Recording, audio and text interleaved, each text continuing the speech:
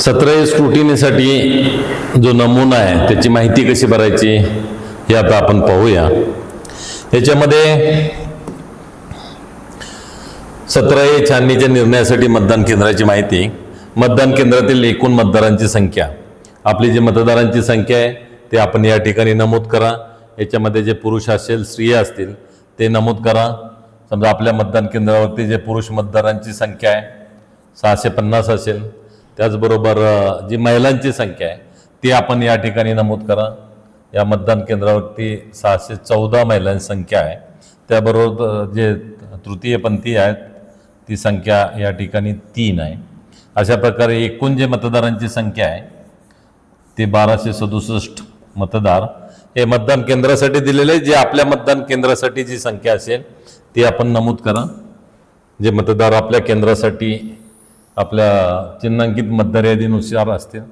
आता मतदान केंद्रात मतदान केलेल्या व्यक्तींची संख्या, आपल्याला माहिती आहे की आपला जो पोलिंग ऑफिसर नंबर 1 आहे ते आपल्या मतदान केंद्रावरती जे पुरुष, महिला आणि तृतीयपंथी हे जे मतदान करतात ते या ठिकाणी नमूद करत असतात। तर त्यानुसार जर आपण पाहिलं तर जे आपलं मतदान झालेलं आहे तर ते आपण या ठिकाणी नमूद करा। या ठिकाणी जे मतदान झालेलं आहे ते पुरुष मतदारांच्या बाबतीमध्ये 510 मतदारांनी आपला मतदानाचा हक्क बजावलेला आहे। त्याचबरोबर जे महिला मतदार आहेत त्याच्यामध्ये 460 महिला मतदारांनी आपला हक्क बजावलेला आहे आणि जे तृतीयपंथी आहे त्याच्यापैकी जे 3 मतदारांनी हक्क बजावलेला आहे। असे जर 1973 मतदारांनी आपला मतदानाचा हक्क बजावलेला आहे। जे आपल्या मतदान केंद्राची माहिती असेल ते आपण या ठिकाणी नमूद करा। प्रदत्त मतांची संख्या म्हणजे टेंडर वोट झालेले आहेत ते या मतदान केंद्रावरती असे 2 मतदारांनी टेंडर वोट झालेला आहे। आक्षेपित मतांची संख्या आपल्याला या ठिकाणी, आक्षेपित मत म्हणजे चॅलेंज वोटची संख्या या मतदान केंद्रावरती निरंक आहे। वर्गीकृत सेवा मतदारांद्वारे बदली व्यक्तींच्या मतांची संख्या, काही गोष्टी जर आपल्याला त्या गोष्टीचा अर्थ काय हे जर समजलं नाही तर मात्र आपल्याला या ठिकाणची माहिती भरायला अवघड जाईल। आता हे वर्गीकृत सेवा मतदारांद्वारे बदली व्यक्तीच्या मतांची संख्या, आपल्याला माहिती असेल की आपल्याकडे एक जशी चिन्हांकित प्रत मिळते मतदार यादीची, मतदार यादीचा एक दुसरा भाग असतो त्याच्यामध्ये सर्व्हिस वोटर्स असतात। जे आपले सेवा मतदार आहेत, जे भारतीय सैन्यातले मतदार आहेत त्यांचा समावेश त्या सर्व्हिस वोटर्समध्ये असतो। याच्यातले जे सर्व्हिस वोटर्स आहेत ते आपला प्रॉक्झी नेमू शकतात। प्रॉक्झी म्हणजे बदली मतदार ते नेमू शकतात आणि त्या बदली मतदाराला, त्या जो सर्व्हिस वोटर आहे त्याला आपण क्लासिफाईड सर्व्हिस वोटर असं म्हणतो। म्हणजे वर्गीकृत सेवा मतदार जे आहे म्हणजे क्लासिफाईड सर्व्हिस वोटर की ज्यांना आपला प्रॉक्झी नेमलेला आहे आणि त्यांना नेमलेला प्रॉक्झी तो हा आपल्या मतदान केंद्रावरती येऊन त्याच्या वतीनं, त्या सर्व्हिस वोटरच्या वतीनं त्याचं मत आपल्याकडे नोंदवत असतो। असं जर प्रॉक्झी नेमलेला असेल तर याच्याद्वारे काही मतदान झालं असेल ते आपल्याला नमूद करायला लागेल।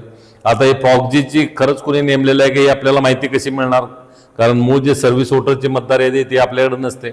परंतु जर कोणी प्रॉक्झी नेमलेला असेल तर निवडणूक निर्णय अधिकारी तशी जे आपली चिन्हांकित मतदार यादी आहे त्याच्या शेवटी जे सर्व्हिस वोटर्स आहेत, जे क्लासिफाईड सर्व्हिस वोटर्स आहेत आणि त्यांचा जो प्रॉक्झी आहे त्याची माहिती आपल्याला पुरवतील। या मतदान केंद्राच्या बाबतीमध्ये ती माहिती 0 अशी आहे। आपण पुढची माहिती भरूया, ज्याच्यामध्ये मतदार छायाचित्र ओळखपत्राच्या आधारे मतदानात ज्यांना ईपिक वापरून आपला मतदानाचा हक्क बजावला ती जी मतदारांची संख्या आहे तर ती आपण पाहूया। ती जी मतदारांची संख्या आहे ती संख्या आपल्या मतदान केंद्रावरती जी असेल ती आपण नमूद करा। या ठिकाणी 567 मतदार आहेत की ज्यांना आपली या ठिकाणी ईपिकचा वापर केलेला आहे। पर्यायी कागदपत्राच्या आधारे मतदानाचा हक्क बजावलेल्या मतदारांची संख्या, जे आपलं मतदान झालेलं आहे त्याच्यापैकी यांनी जर ईपिक वापरलेला असेल तर उरलेली संख्या आहे ती आपल्याला नॉन ईपिक असेल ती या ठिकाणी नमूद करा।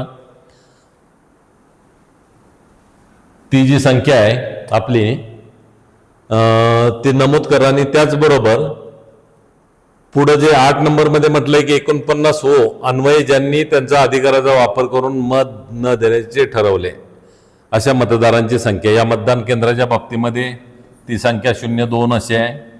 त्याच्यानंतर मतदान केंद्रावरील मतदान केंद्रावरील मतदान प्रतिनिधींची संख्या, जेवढ्या प्रतिनिधी असतील आपल्याकडे ती संख्या आपण या ठिकाणी नमूद करावी. 8 मतदान प्रतिनिधी या केंद्रावरती उपस्थित होते. आता ज्यांनी मतदान केले आहे अशा समुद्रपार मतदारांची संख्या. हे आपल्याला कसं कळणार की समुद्रपार मतदार कोण आहेत, कोण बाहेरून आलेले आहेत? याला आपण ओव्हरसीज वोटर्स असं म्हणतो, समुद्रपार. आणि जो मतदार यादीमध्ये नाव नोंदणी केली जाते ज्यासाठी आपण फॉर्म नंबर 6 भरतो, परंतु जे ओव्हरसीज वोटर्स आहेत त्यांच्यासाठी फॉर्म नंबर 6A असतो आणि याची एक वेगळी यादी तयार होत असते, परंतु तो आपल्या चिन्हांकित मतदार यादीचाच भाग असेल. आणि चिन्हांकित मतदार यादीमध्ये शेवटच्या क्रमांकावरती हे जर ओव्हरसीज वोटर त्या मतदारसंघामध्ये असतील, त्या मतदान केंद्रावरती असतील, तर त्यांची नावं समाविष्ट असतात. आता आपण कसं ओळखायचं की याच्यातले शेवटची नावं आहेत ती ओव्हरसीज वोटर्स आहेत का? तर त्याच्यामध्ये विभागाचं नाव आणि क्रमांक हा जो कॉलम आहे त्याच्यामध्ये 999 दाखवलेला असतो. विभागाचं नाव आणि क्रमांक आहे तो 999 असा दाखवलेला असतो. त्यांना आपण ओव्हरसीज वोटर्स असं म्हणतो. तो आपल्या मतदार यादी आहे त्यातले शेवटची जी नावं असतील, जर असतील तर ते शेवटची नावं याच्यामध्ये असतील ते 999 दर्शवले जातात. आपल्या या मतदान केंद्रावरती जे समुद्रपार मतदार आहेत ते 0च आहेत, त्यामुळे या ठिकाणी 0 संख्या येईल. आता वापर केलेल्या मतदान युनिटे, नियंत्रण युनिटे व व्हीव्हीपॅट यांची संख्या. आता या मतदान केंद्रावरती जे आपण मतदान यंत्र वापरली त्यांची संख्या आपल्याला या ठिकाणी नमूद करायची आहे. आणि मतदान नियंत्रण युनिट आणि व्हीव्हीपॅट बदलले किंवा बदलून नवीन घेतले होते किंवा कसे? तर या ठिकाणी जे वापरले तर युनिट बदललेलं असल्यामुळं 2 CU वापरलेले होते, 2 BU वापरले आणि 2 व्हीव्हीपॅट वापरले. पूर्ण सेट बदललेला होता, त्यामुळे या ठिकाणी 2 सेट वापरले गेलेले आहेत. नवीन वापरले होते काय? त्याचं उत्तर होय असं राहील. आता बदलले असल्यास कधी बदलले, ती वेळ आणि बदलण्याचे कारण काय होते? त्याच्यामध्ये जे बदलले होते ते साधारणपणे दुपारी 2:32 बदलले होते, म्हणजे 14:32 बदललेले होते. आणि याचं रिझन जे होतं ते रिझन असं कंट्रोल युनिटवरती दाखवले होते की BU नॉट रिस्पॉन्डिंग.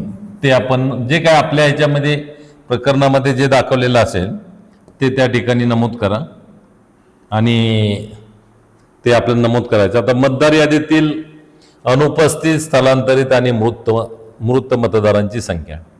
आपल्याला जी मतदार यादी दिलेली असते त्याच्याबरोबरच आपल्याला एक ASD लिस्ट दिलेली असते, आपल्याला माहिती आहे. आणि या ASD लिस्टमध्ये जी मतदारांची संख्या आहे ती आपल्याला या ठिकाणी नमूद करायची आहे. ASD म्हणजे आपल्याला ॲब्सेंटी, शिफ्टेड आणि डेड वोटर्स याची जी ती यादी असेल. आपल्याला माहिती असेल की जर या यादीपैकी कोण मतदार मतदानासाठी आला तर त्याचं मतदान करून घेत असताना त्याच्या ओळखीच्या पुराव्याची आपल्याला खात्री करायला लागेल. त्याचबरोबर ज्या वेळेला त्या व्यक्ती 17A रजिस्टरवरती सही करतो त्याच वेळेला त्याचा अंगठ्याचा ठसाही आपल्याला त्या ठिकाणी घ्यायला लागतो आणि त्या मतदाराचे घोषणापत्र घ्यायला लागतं. तर अशा मतदारांची काही संख्या असेल तर ती नमूद करा. या ठिकाणी असे 4 मतदारांची संख्या होती जे मतदानासाठी आलेले होते. जी यादीनुसार संख्या विचारली याच्यामध्ये मतदारांची यादी आणि याच्यामध्ये मतदान करणाऱ्या व्यक्तींची संख्या, ही 4ची यादी होती. त्याच्यापैकी एका व्यक्तीनं या ठिकाणी मतदान केलेलं आहे. जी माहिती आपल्या मतदान केंद्राच्या बाबतीमध्ये असेल ती नमूद करा. आता हिंसाचार किंवा कोणत्याही कारणास्तव मतदानात अडथळा आला अशी कोणतीही घटना घडली काय? तर अशी कोणतीही घटना घडलेली नाही. त्याचनंतर मतदान केंद्राबाबतीत प्राप्त झालेल्या कोणत्याही तक्रारी मतदान केंद्राच्या बाबतीमध्ये प्राप्त झालेल्या नव्हत्या. आपण एक कॅन्सल करा किंवा टिक मार्क करा जे आपल्याला संयुक्तिक वाटेल. आपल्याला असंही करता येईल, हिंसाचार किंवा कोणत्याही कारणास्तव मतदानात अडथळा आला अशी कोणतीही घटना नाही. आणि मतदान केंद्राबाबतीत प्राप्त झालेल्या कोणत्याही तक्रारी नाही. अशा पद्धतीने आपल्याला ही माहिती भरायची आणि आपले जे फॉर्म आहे ते सबमिट करायचं. याच्यावरची आकडेवारी आणि 17C वरची आकडेवारी ही बरोबर असेल याच्याबाबत आपण खात्री करा. धन्यवाद.